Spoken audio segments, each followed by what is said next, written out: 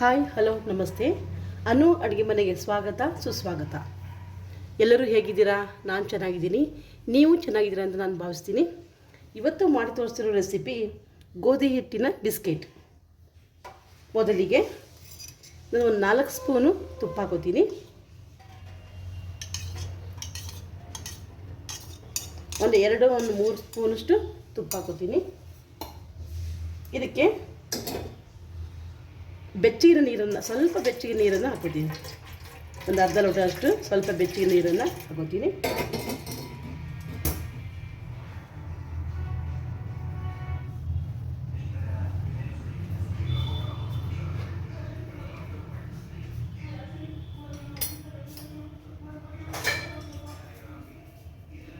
ಮೂರು ಸ್ಪೂನಷ್ಟು ತುಪ್ಪ ಹಾಕೊಂಡಿದ್ದೀನಿ.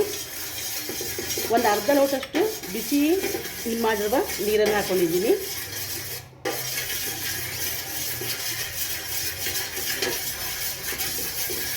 ಅಂದರೆ ಆ ನೀರಲ್ಲೇ ಈ ತುಪ್ಪ ಸ್ವಲ್ಪ ಇದು ಆಗಬೇಕು, ಕರಗಿಬಿಡಬೇಕು, ಆ ಟೈಪ್ ಹಾಕ್ಕೊಂಡಿದ್ದೀನಿ.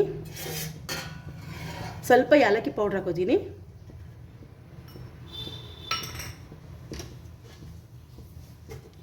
ಒಂದು ಚಿಟಿಕೆಯಷ್ಟು ಉಪ್ಪು ಹಾಕೋತೀನಿ. ಅಂದರೆ ಸ್ವೀಟ್ ಮಾಡ್ತಾ ಇರೋ ಸ್ವಲ್ಪ ಉಪ್ಪು ಹಾಕೊಂಡ್ರೆ ಅದು ಚೆನ್ನಾಗಿ ಬರುತ್ತೆ ಅನ್ನೋ ದೃಷ್ಟಿಯಿಂದ ಇದು ಹಾಕೊತಾ ಇರೋದು. ಇದರೊಳಗೆ ಇದಿಷ್ಟು ಕರಗಲಿ.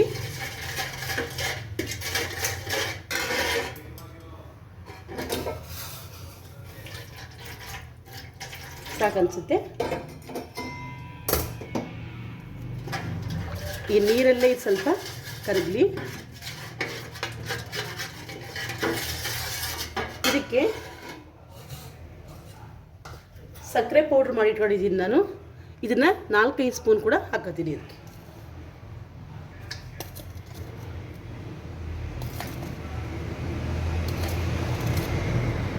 ನಮಗೆ ಎಷ್ಟು ಬೇಕಷ್ಟು, ನಾವು ಅಂದರೆ ಜಾಸ್ತಿ ಸಿಹಿ ಬೇಕಂದರೆ ಜಾಸ್ತಿ ಹಾಕೋಬೋದು, ಇಲ್ಲ ನಮ್ಗೆ ಬೇಡ ಅಷ್ಟು ಸ್ವೀಟ್ ಬೇಡ ಅಂದರೆ ಕಡಿಮೆ ಕೂಡ ನಾವು ಹಾಕೋಬೋದು.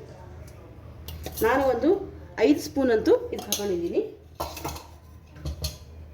ಹಾಕೊಂಡು ಇದಕ್ಕೆ ಚೆನ್ನಾಗಿ ಮಿಕ್ಸ್ ಮಾಡ್ಕೊತೀನಿ. ಇದು ಚೆನ್ನಾಗಿ ಮಿಕ್ಸ್ ಆಗಲಿ ಇದರೊಳಗೆ.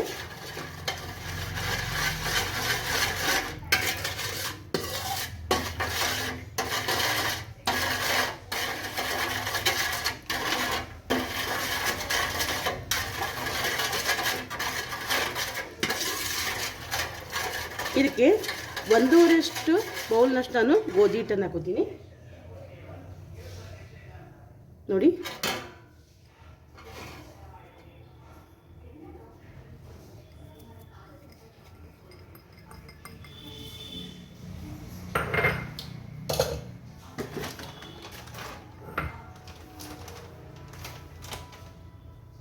ಇದು 1.5 ಬೌಲ್ನಷ್ಟು ನಾನು ಗೋಧಿ ಹಿಟ್ಟನ್ನು ಹಾಕೊಂಡು ಮಿಕ್ಸ್ ಮಾಡ್ತೀನಿ. ಈಗ ಇದನ್ನ ಚಪಾತಿ ಹಿಟ್ಟಿನ ಅದಕ್ಕೆ ನಾವು ಇದನ್ನ ಫಸ್ಟು ಕಲಿಸ್ಕೋಬೇಕು. ಫಸ್ಟ್ ಇದ್ರೊಳಗೆ ಎಲ್ಲ ಇದು ಕಲಿತು ಸರಿಯಾಗಲಿ. ಕಲಸಿದ ಮೇಲೆ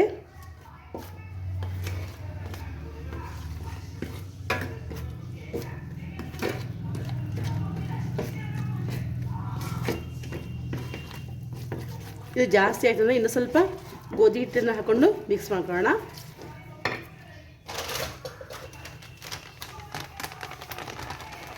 ನಾನು ರೆಡ್ಮೇಡ್ ಗೋಧಿ ಹಿಟ್ಟನ್ನೇ ತೊಗೊಂಡಿದ್ದೀನಿ, ಅದನ್ನೇ ಹಾಕ್ತಾಯಿದ್ದೀನಿ. ಇದು ಚಪಾತಿ ಹಿಟ್ಟಿನ ಹದಕ್ಕೆ ಕಲಿಸ್ಕೊಳ್ಳೋಣ. ಇದು ಚಪಾತಿನ ಹಿಟ್ಟಿನ ಹದ ಬರಲಿ. ಭಾಳ ಸ್ಮೂತು ಬೇಡ, ಭಾಳ ಗಟ್ಟಿನೂ ಬೇಡ, ಚಪಾತಿನ ಹಿಟ್ಟಿನ ಹದ ಇದ್ದರೆ ಸಾಕು. ಇದು ನಾನೀಗ ಕೈಲಿನೇ ಮಾಡ್ಕೊತೀನಿ.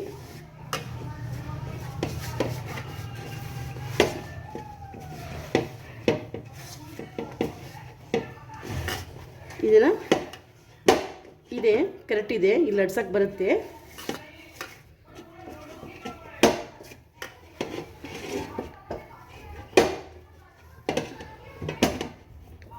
ಸ್ವಲ್ಪ ಭಾಳ ಮೆತ್ತಗಾದ್ರೆ ಇನ್ನೂ ಸ್ವಲ್ಪ ಗೋಧಿ ಹಿಟ್ಟನ್ನು ಹಾಕ್ಕೊಂಡು ಮಿಕ್ಸ್ ಮಾಡಿಕೊಡ್ರಿ. ನೋಡಿ, ಈ ರೀತಿಯಾಗಿ ನಾವು ಕಲಿಸ್ಕೊಂಡು ಒಂದು 5 ನಿಮಿಷ ಇದನ್ನು ರೆಸ್ಟ್ಗೆ ಇಡ್ತೀನಿ. 5 ನಿಮಿಷ ರೆಸ್ಟ್ಗೆ ಇಡ್ತೀನಿ. ಇದನ್ನ ನೋಡಿ ಈ ರೀತಿಯಾಗಿ ನಾನು ಇಟ್ಟಿದ್ದೆ, 5 ನಿಮಿಷ ಇಟ್ಟಿದ್ದೀನಿ. ಚೆನ್ನಾಗಿ ಸ್ಮೂತ್ ಆಗಿದೆ ಹಿಟ್ಟು. ಇದನ್ನು ನಾನೀಗ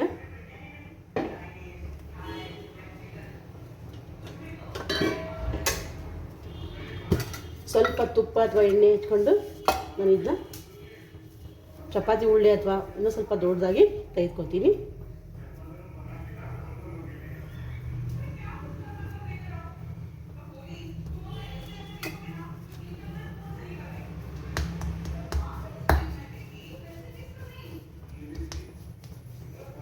ಈ ಥರ ತಗೊಂಡಿದ್ದೀನಿ. ಇದನ್ನು ಹಿಟ್ಟಿನಲ್ಲಿ ಅದ್ದಿ ಲಟ್ಸ್ಕೊತೀನಿ. ಈಗ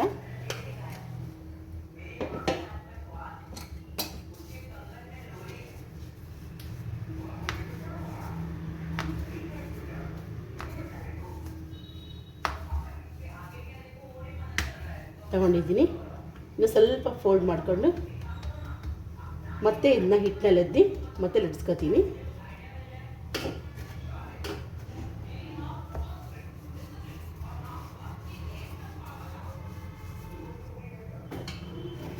ಭಾಳ ತೆಳ್ಳಗೆ ಬೇಡ, ಸ್ವಲ್ಪ ದಪ್ಪಗೆ ಇರಲಿ. ಈ ಬಿಸ್ಕೆಟ್ನ ಮಾಡಿರೋ ಮಕ್ಕಳು ಭಾಳ ಖುಷಿಪಟ್ಟು ಇಷ್ಟಪಟ್ಟು ತಿಂತಾರೆ. ಸಾಯಂಕಾಲ ನಾವು ಕೂಡ ಟೀ ಒಳಗೆ ಸ್ನ್ಯಾಕ್ಸ್ ರೀತಿಯಲ್ಲಿ ತಿನ್ಬೋದು.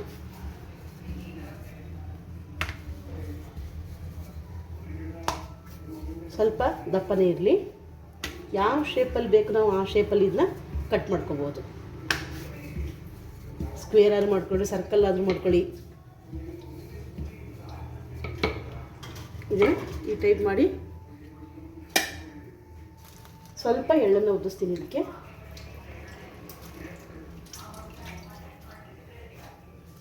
ಉದಿಸಿ ಸ್ವಲ್ಪ ಲಟ್ಸ್ಕೊತೀನಿ. ಅಂದರೆ ಎಳ್ಳು ಬಾಯಾಗಿ ಬಂದರೆ ಚೆನ್ನಾಗಿ ಅನಿಸುತ್ತೆ ಅನ್ನೋ ಉದ್ದೇಶಕ್ಕೆ ಈ ರೀತಿಯಾಗಿ ಮಾಡೋದು.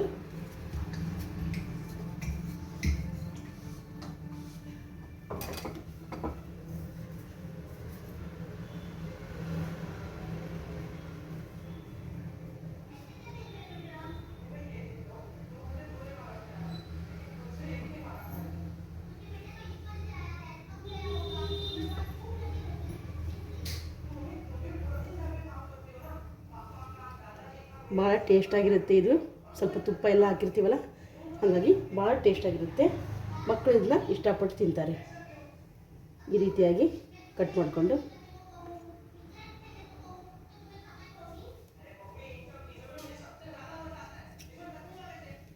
ಇದು ನೋಡಿ ಈ ಶೇಪಲ್ಲಿ ಕೂಡ ತಿನ್ಬೋದು. ಶಂಕರಪಾಳೆ ಶೇಪಲ್ಲಿ ಕೂಡ ಮಾಡ್ಕೋಬೋದು, ಟ್ರಯಾಂಗಲ್ ಕೂಡ ಮಾಡ್ಕೋಬೋದು. ಯಾವ ಶೇಪ್ ಬೇಕು ಆ ಶೇಪಲ್ಲಿ ನಾವು ಇದನ್ನ ಕಟ್ ಮಾಡಿಕೊಂಡು ಎಣ್ಣೆಯಲ್ಲಿ ಫ್ರೈ ಮಾಡ್ಕೋಬೇಕು.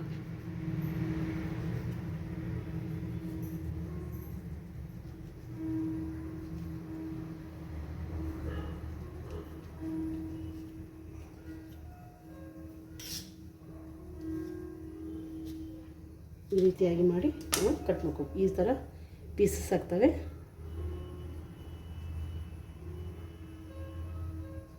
ಈ ರೀತಿಯಾಗಿ ಮಾಡಿಕೊಂಡು ನಾವು ತಿನ್ಬೋದು.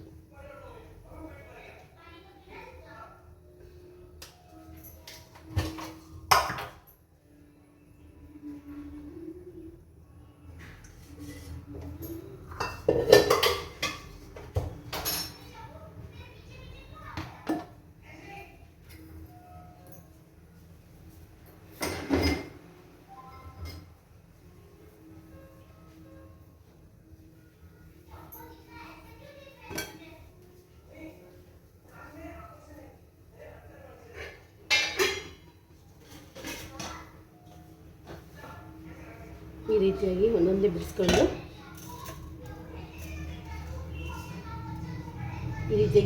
ಬಿಡಿಸ್ಕೊಂಡು ನಾವು ಇದನ್ನ ಎಣ್ಣೆಯಲ್ಲಿ ಫ್ರೈ ಮಾಡಿದರೆ ಸಾಕು, ಚೆನ್ನಾಗಿ ಕ್ರಿಸ್ಪಿಯಾಗಿ ಬರ್ತವೆ.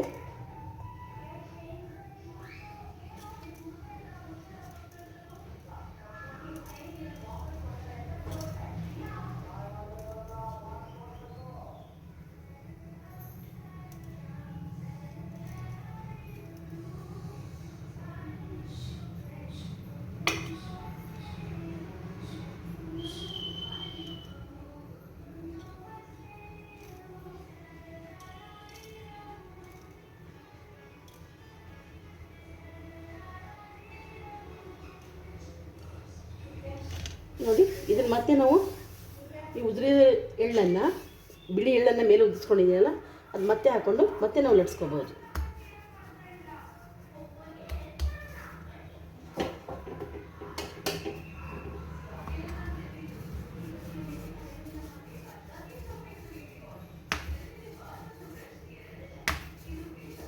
ಫೋಲ್ಡ್ ಮಾಡಲಿಲ್ಲ ನಡೆಯುತ್ತೆ, ಹಾಗೆ ಕೂಡ ನಾವು ತಗೋಬೋದು ಶೇಪ್ನ. ಸ್ವಲ್ಪ ದಪ್ಪಗಿರಲಿ ಅಂತ ಹೇಳಿದೆ ನಾನು.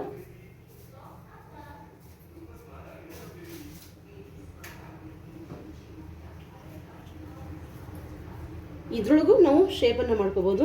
ರೌಂಡಾಗಿ ಇದನ್ನು ತಗೊಂಡಿದ್ದೀನಿ ನಾನು, ಇದರಲ್ಲಿ ಕೂಡ ಶೇಪನ್ನು ಮಾಡ್ತೀನಿ.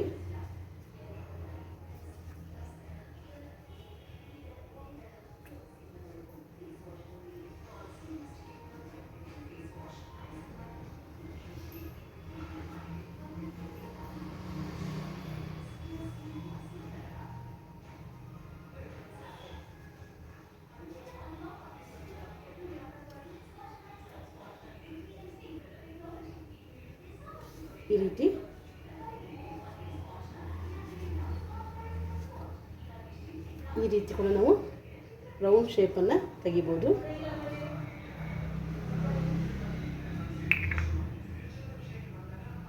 ಇಷ್ಟು ದಪ್ಪ ಇದ್ದಾವೆ.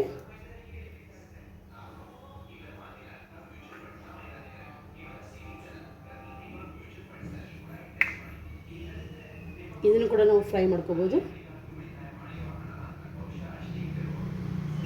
ಎಳ್ಳು ಬೇಡ ಅಂದರೆ ನಾವು ಈಗ ಕೂಡ ಮಾಡ್ಕೋಬೋದು. ಎಳ್ಳು ಹಾಕಿದರೆ ಚೆನ್ನಾಗಿ ನಮಗೆ ಬರುತ್ತೆ, ಬಾಯಿಗೆಲ್ಲ ಚೆನ್ನಾಗಿ ಅನಿಸುತ್ತೆ. ಎಳ್ಳು ಕೂಡ ಆರೋಗ್ಯಕ್ಕೆ ಒಳ್ಳೆಯದು. ಎಳ್ಳು ಬೇಡ ಅಂತ ಸ್ಕಿಪ್ ಮಾಡ್ಕೋಬೋದು.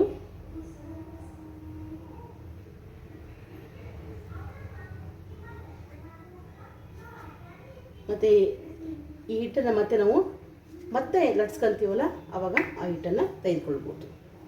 ಈ ಕೂಡ ಇದನ್ನು ಮತ್ತೆ ತಗೊಂಡು ನಾವು ಮಾಡ್ಕೋಬೋದು.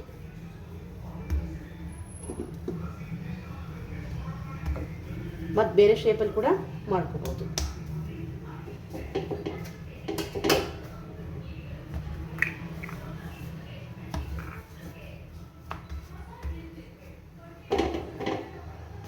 ಈ ರೀತಿಯಾಗಿ ಮತ್ತು ನಮ್ಗೆ ಎಳ್ಳು ಬೇಕಂದರೆ ಮತ್ತೆ ಎಳ್ಳು ಹಾಕೋಬೋದು, ಬೇಡ ಅಂದರೆ ಸ್ಕಿಪ್ ಮಾಡ್ಬೋದು. ನಾವು ಎಳ್ಳನ್ನು ಟೇಸ್ಟ್ ಆಗುತ್ತೆ ಎಳ್ಳು ಹಾಕೊಂಡ್ರೆ. ಹಾಗಾಗಿ ಈ ರೀತಿಯಾಗಿ ಕೂಡ ನಾವು ಮಾಡ್ಬೋದು. ಎಳ್ಳು ಬೇಡ ಅಂದರೂ ಕೂಡ ನಾವು ಮಾಡ್ಬೋದು.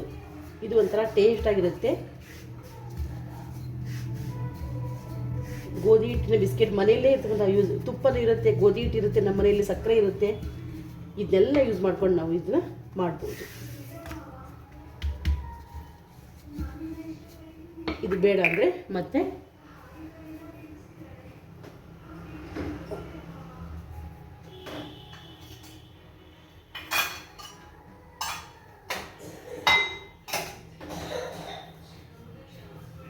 ಹೇಳಿದ್ನಲ್ಲ, ಮತ್ತೆ ನಾವು ಈ ರೀತಿಯಾಗಿ ಕೂಡ ಕಟ್ ಮಾಡ್ಕೋಬೋದು.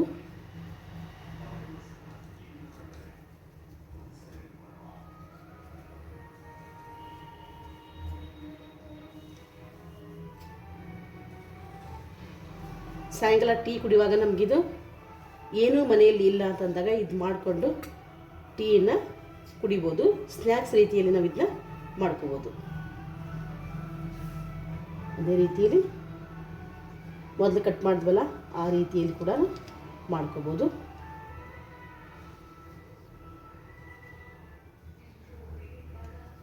ಎಣ್ಣೆ ಫ್ರೈ ಮಾಡೋಕ್ಕೆ ಇಟ್ಟಿದ್ದೀನಿ ನಾನೀಗ ಒಂದು ಒಲೆಯಲ್ಲಿ.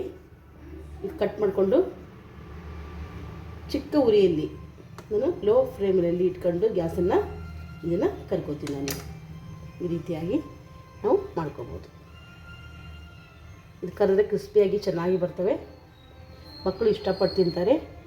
ಮನೆಯಲ್ಲಿ ಇರೋ ವಸ್ತುಗಳನ್ನು ಯೂಸ್ ಮಾಡಿಕೊಂಡು ಈ ರೀತಿ ಮಾಡಿದ್ವಿ ಅಂತಂದರೆ ದೊಡ್ಡವ್ರಿಗೆ ಖುಷಿಯಾಗುತ್ತೆ, ಮಕ್ಕಳಿಗೆ ಖುಷಿಯಾಗುತ್ತೆ. ನಮಗೂ ಟೀ ಟೈಮಲ್ಲಿ ಏನೂ ಇಲ್ಲಲ್ಲಪ್ಪ ಅಂತ ಅನ್ನೋ ಬದಲು ಇದನ್ನು ನಾವು ತಿಂದ್ಕೊಂಡು ಟೀಯನ್ನು ಕಾಫಿಯನ್ನು ಕುಡಿಬೋದು.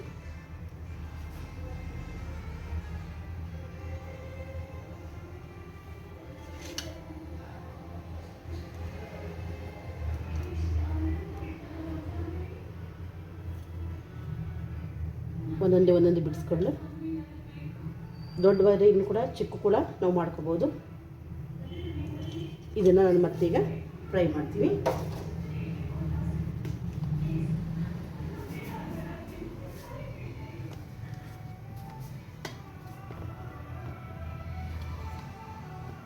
ನೋಡಿರಿ, ಎಣ್ಣೆ ಕಾಯ್ಕಿಟ್ಟಿದ್ದೀನಿ, ಎಣ್ಣೆ ಕಾದಿದೆ. ಗ್ಯಾಸನ್ನು ಸ್ಲೋ ಫ್ಲೇಮ್ನಲ್ಲಿ ಇಟ್ಕೊತೀನಿ, ನಿಧಾನಾಗಿ ಉರಿಲಿ ಗ್ಯಾಸು, ಈಗ ಹೊತ್ತಿ ಬಿಡ್ತವೆ. ಅದಕ್ಕೆ ಈಗ ಒಂದೊಂದೇ ಫ್ರೈ ಮಾಡ್ಕೊತೀನಿ ನಾನೀಗ.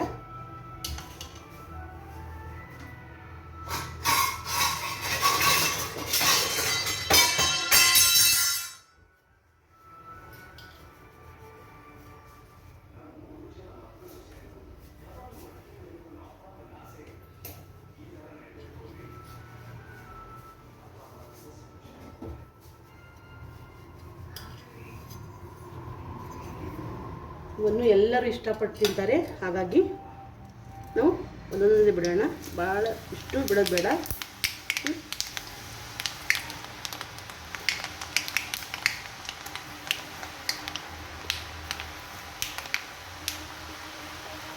ಗ್ಯಾಸು ಲೋ ಫ್ಲೇಮಲ್ಲೇ ಇರಲಿ.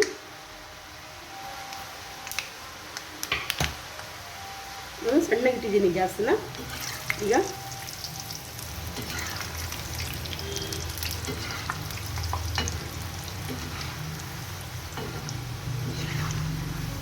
ಎಲ್ಲವೂ ಗೋಲ್ಡನ್ ಕಲರ್ ಬರಲಿ, ಎಲ್ಲವೂ ಗೋಲ್ಡನ್ ಕಲರ್ ಬರಲಿ.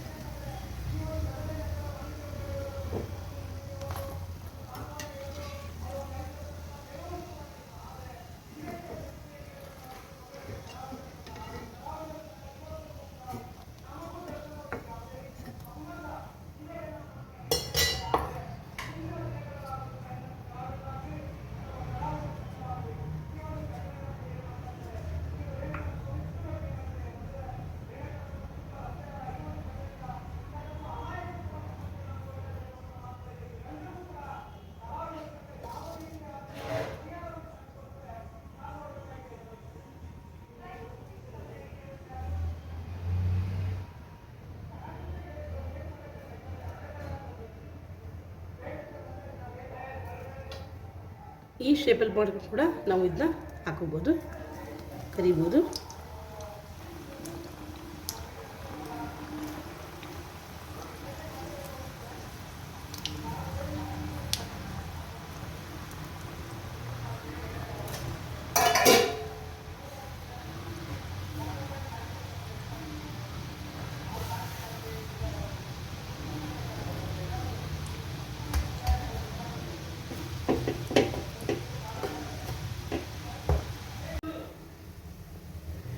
ಈ ರೀತಿಯಾಗಿ ನಾವು ಬಿಸ್ಕೆಟನ್ನು ಮಾಡ್ಕೋಬೋದು. ಈ ಶೇಪ್ನಲ್ಲಾದರೂ ಕಟ್ ಮಾಡ್ಕೋಬೋದು, ಈ ಶೇಪ್ನಲ್ಲಾದರೂ ಕಟ್ ಮಾಡ್ಕೋಬೋದು.